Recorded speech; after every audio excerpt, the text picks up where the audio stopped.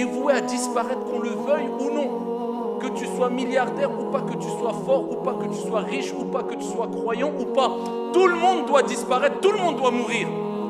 Rien ne perdurera sur la surface de la terre. Rien n'est éternel sur la surface de la terre. Et qui pourra prétendre le contraire, croyant ou non croyant, riche ou pas, intelligent ou pas, scientifique ou pas, tout est voué à l'éphémérité pour te rappeler que ce qui va rester durable et perdurer, c'est pas maintenant, c'est demain, Inch'Allah, c'est dans l'au-delà, car la vie continue.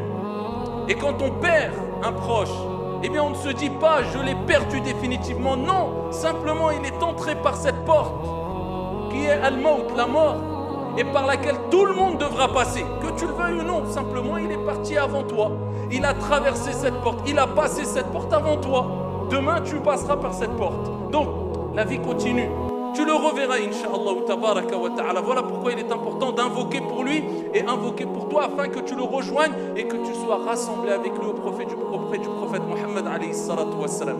Fil firdaus al-a'la, c'est ce qui nous importe. Amma s'alarmer jusqu'à ce que se dire à tel point où certains se disent je ne le verrai plus, c'est fini. Ce n'est pas fini, l'histoire continue. La vraie vie, il y a une vie ici-bas, mais la vraie vie c'est dans le delà.